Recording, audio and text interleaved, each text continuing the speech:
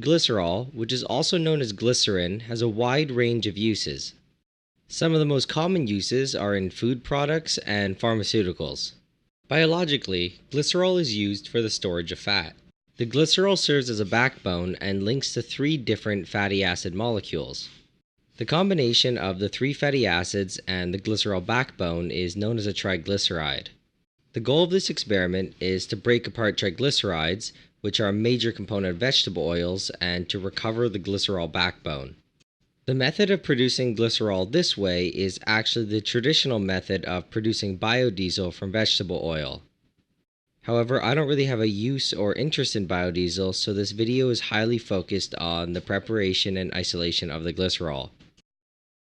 So these are the chemicals that I used for this experiment. I just used generic vegetable oil, but you can also use other oils like canola oil. The amount of hydrochloric acid and sodium hydroxide that you use will depend on the amount of crude glycerol that you make. The amount of glycerol obtained depends greatly on the oil that is used. The yield from different experiments and from different oils is probably going to be quite variable. To an Erlenmeyer flask was added 200 milliliters of methanol. This was followed by the addition of 9 grams of sodium hydroxide. This was stirred until the sodium hydroxide had dissolved. After several minutes, no sodium hydroxide pellets remained, but the solution was still cloudy, which is okay. In the meantime, while the sodium hydroxide was dissolving, 800 milliliters of vegetable oil was heated to around 50 degrees Celsius. When the vegetable oil had reached 50 degrees Celsius, the methanol sodium hydroxide solution was added to it. The methanol is immiscible with the vegetable oil, and you can see it immediately forming a layer. This can pose a problem, but to get around it, we'll simply need to use quite strong stirring. If strong stirring is not used, it will simply stay as 2 separate layers and the reaction won't work very well. While the temperature was maintained at around 50 degrees Celsius, the mixture was stirred for about 30 minutes. In this step, we're doing what's known as a transesterification reaction, and we're liberating the fatty acids from the glycerol backbone. The base acts as a catalyst, and for every triglyceride we produce 3 methyl esters and 1 glycerol molecule. After 30 minutes, the stirring was stopped and the mixture was allowed to settle. It should be given at least an hour to settle, but I left mine overnight. It's separated mainly into 2 different layers, where the dark lower layer is mostly glycerol and the upper layer is mostly biodiesel. The liquid portion of the upper layer, containing mostly biodiesel, was transferred to another container. This biodiesel is crude, but all that really needs to be done to it to make it useful is to wash it with a little bit of water and then to dry it. However, I'm not very interested in biodiesel, so I discarded it. You can see in the Erlenmeyer that there's a liquid portion, but there's also some chunks. The chunks are most likely gelled biodiesel, which tends to occur at some lower temperatures.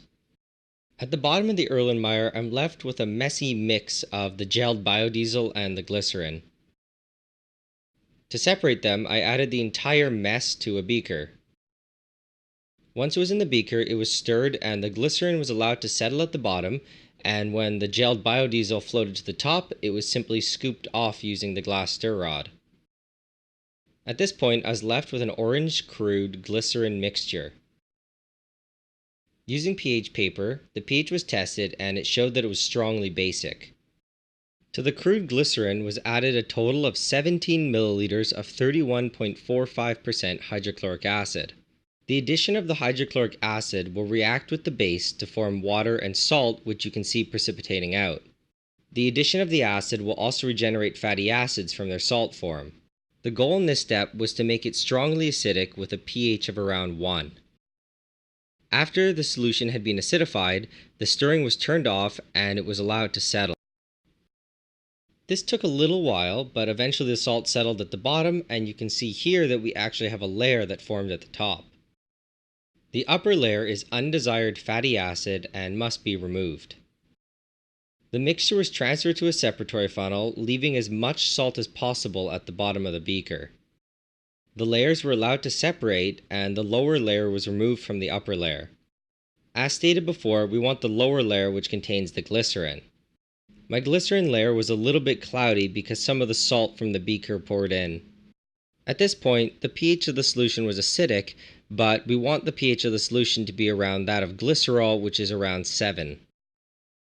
To do this, the pH was adjusted using small amounts of dilute sodium hydroxide solution. This step can be a little difficult and frustrating because it's very easy to overshoot by adding too much sodium hydroxide, and then you'll have to reacidify by adding small amounts of dilute hydrochloric acid. When a pH of around 7 is achieved, the next step is to evaporate a lot of the water. The temperature was increased to about 110 degrees Celsius until the solution was reduced to about a third of its volume. As more water evaporates, the solution becomes darker and salt slowly precipitates out. When it reached about 1/3 of its volume, the stirring was stopped and the salt was allowed to settle at the bottom. The crude glycerol was then transferred to another beaker and the salt was left behind. At this point, I was left with some still very crude glycerol. The next step is to decolorize the glycerol. I dissolved the glycerol in 4 times its volume in methanol. I appear to have roughly 20 milliliters of crude glycerol, so I added 80 milliliters of methanol. Once it had fully dissolved, 6 grams of activated charcoal was added. The activated charcoal is added to remove the colored impurities. This crude mixture likely still contains a little bit of water, so I added some molecular sieves to try to trap some out. The sieves I use here are 3A molecular sieves, which are able to selectively absorb the water. I let this mixture stir for several minutes. The molecular sieves and the activated charcoal were then vacuum filtered off. And here we are left with a nice colorless solution. The volume is greatly increased because I washed the molecular sieves and the activated charcoal several times. Now the final step was to remove the methanol, and for this I used a simple distillation. Before it became too viscous, I transferred it to a small beaker and evaporated the final amount of methanol. I heated it to about 110 C for 30 minutes to make sure that it was dry. This was the final nice clear glycerin product. In this shot, it's not as viscous because I just removed it from heat. The glycerin was then transferred to a small amber bottle for storage. The final yield of glycerol was about 24 milliliters.